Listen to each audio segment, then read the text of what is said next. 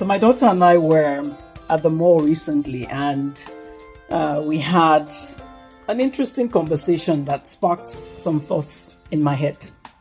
So this is one of my random musings, but they're never that random, right? So we had gotten to the mall and my daughter asked me if I would wait for her outside a particular store. The reason was so clear. It was a sweet store, and guess what? Yours truly is an unapologetic sweet tooth. So of course I went inside, but no, I promise you I did not buy anything, at least not directly.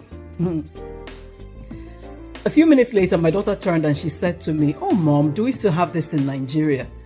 And I looked, and to my shock, she was holding a piece of bazooka. I don't know when last I saw this. It's been decades. And so I began to pay a bit more attention to the store, looking around more intentionally, and I was surprised to find several brands that existed when I was a child, and they were sitting pretty all over the place. You know what? As we left the store, that sparked some thoughts in my head that I wanted to share today, and this was really around how is it that we can posture our companies, our brands, and position them to ensure that in future somebody's child or somebody's grandchild is asking if the brand is still there because it's still adding value. So it's a legacy musing, as always today. Legacy is big for me. When I was starting out, the vision that I had for my business was around a Mercedes-Benz and a Coca-Cola. Those were the two things that dropped in my heart. And it was the fact that these were companies that started out as family businesses but have gone for generations and are operating worldwide, and they're still value trusted brands. And so I realized that there were many things, best practices as they're generally called, that I could learn from those companies if I wanted to build something, the vision God gave me. The only way to sustain it was to model after some of the things I had seen, and of course with inspiration and leading of the Holy Spirit. And so as we started the company, I was always concerned with what can I learn?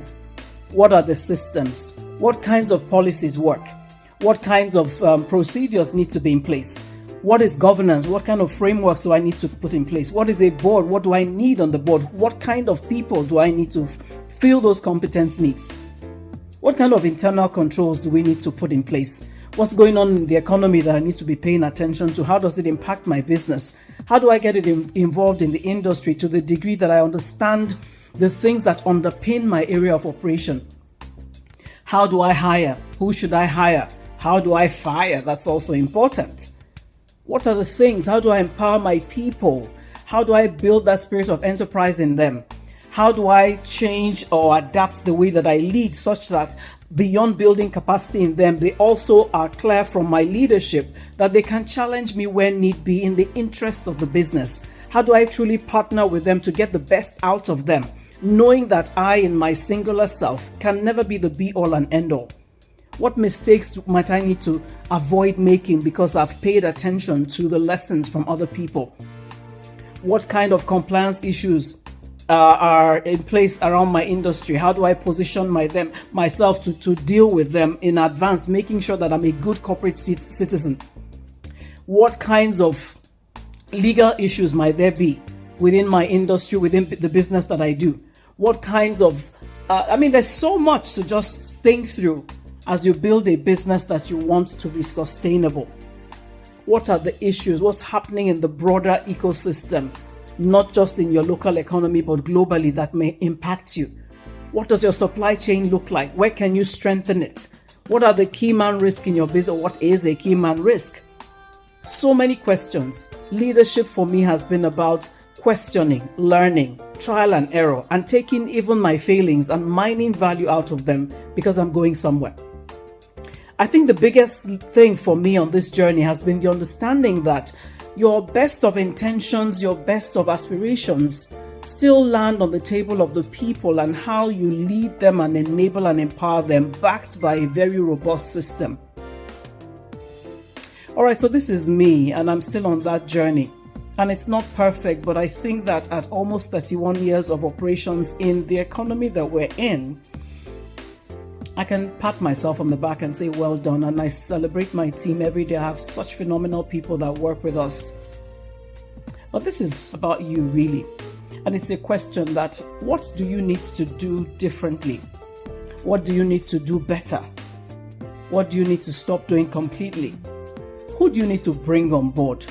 Who do you need to let go of? Who do you need to partner with? What needs to shift is a big coaching question, and it's a good question to ask yourself if you want to position for legacy. Now, let me admit that if you decide that you just want a business that you run, you manage, you own, you deal with it, and when you're gone, that's the end, that's a valid position, and this conversation is not for you. I'm talking about my fellow legacy thinkers. I'm talking about those that are transgenerational in their minds, who are seeing that they have the potential to create ripples of change till Jesus comes. They're the ones I'm asking this question. And there's a lot of learnings, there's a lot of examples, there's a lot of practice made perfect that we can take from and just improve what it is that we do. And I believe that Nigeria, the continent of Africa, we need more and more legacy thinkers. We need more and more legacy thinkers. We need people to be walking into stores and countries and being amazed that our brands are there and still standing and still a value add. Honestly, I am so tripped. And this is but one example. Such a small one at that. Like I said, not such a random musing. And I know it's a lot of work. I promise you, I've journeyed this journey. I have labored to build a system. So I know it's a lot of work, but it's rewarding work, because at some point too, life will take you out, either because you will die, or you could be incapacitated, you could be old and just tired, quite frankly. But it doesn't have to be an end to this beautiful thing you're building. And the last thing I'll say at this point is that if you're thinking legacy, honestly, I want you to question the voices that are closest to you, the voices in your ears. I can talk of something that I'm aware of without giving too many details, whereby you've spent years building a business that is not doing badly, but is beginning to have challenges because the voice in the ear of the entrepreneur is a very loud voice, but one that has never formed a business, has never been in management, and you really need to question the basis of the advisory. Be careful what relationships you allow to influence you on your journey of legacy. Honestly, that's the most I can say, because that's the big learning I took from that experience, that we need to be careful. Not every voice is valid at the different stages and phases of your business. And sometimes because you have not noted that seasons have shifted, you can invalidate this great legacy work you're doing. So be attentive to that. All right? I'm going to stop here, but I want to trouble something in you and just ask you to do the work. It pays off. I promise you it pays off. Yeah? It really does. Okay, take care.